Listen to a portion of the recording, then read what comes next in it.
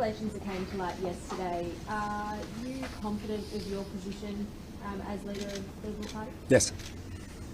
Have you spoken to your colleagues? Yes. How many of them?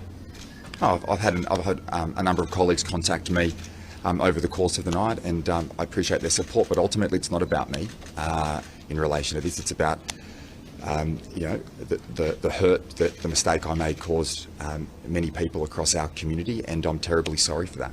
David earlier wasn't threatening you when he called you on Tuesday. Given the conversation in the context of him complaining about leaks against you. Yes.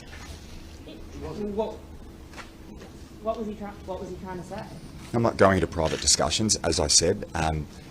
This is, what is important here, as I said yesterday, was that I did it. It was a terrible, terrible mistake that I made. And as I said, I am incredibly sorry for the hurt that mistake that I made when I was 21 will have on the community across the state. You've apologised to the Jewish community. You've also accused other members of the Labor Party of being anti-Semitic a few years ago. Will you apologise to them now? Sorry, to who? In 2017, Shaukat Musulmani and Julia you accused them of being anti-Semitic. I've always been a strong supporter of the Jewish community, and as I said yesterday, I'm terribly sorry. This is on me. It was a mistake that I made, and I'm incredibly, incredibly sorry for the hurt and pain that has occurred. But you've accused others of being anti-Semitic. Yeah, I apologise to anyone who has been hurt by what I said yesterday and the actions that I took those years ago. I am terribly sorry for that hurt, and my hope is that some good can come from that terrible mistake I made years ago, and hopefully it will lead to young people never making the same mistake that I did, and that's what I'm focused on. The government's exposed huge ruptions within the Liberal Party. Given that this came from within the party, doesn't this show that things are on shaky ground here and that your colleagues are not all coming together so close to the election? No, it's not about politics. It's about doing what's right, and I have a team out there delivering every day for the people of New South Wales. We're here today releasing the detailed plans of close to $500 million project that will make a real difference to people's lives. Yes, but yesterday you said repeatedly that you thought about this over the course of your career many times. You've not said anything ever before. You're only saying something now because it was raised with you now, 10 weeks out from the election. Things aren't going out well within your party if this has emerged so close to polling day, surely. Well, I'm not sure. I'm not sure of that information. What I know is that I did it, and I'm terribly sorry for that action those years ago. I'm deeply sorry for the hurt for many people across the community, and as I said, I want some good. My hope, my genuine hope, is that good will come of this. Good will come of this, and I hope that no young person across our state, now into the future, ever makes the mistake that I did.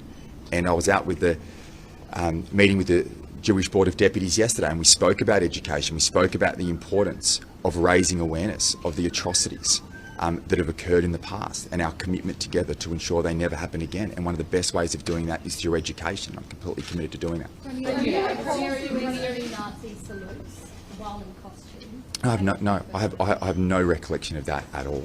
I mean, this is what is important here is that I did it, and I said that yesterday. I did it. I'm deeply ashamed of it, and I will do whatever I can to make this good. And it is my hope. It is my hope that good will come of this, and that's what's most important. Come polling day on March 25th, can you give the public a reassurance and your confidence that you will be Premier on that day? Yes. Premier, Liberal MPs have told me they believe it would be appropriate for you to call a party room meeting. Will you be calling a party room meeting? That's a matter for the members of the party.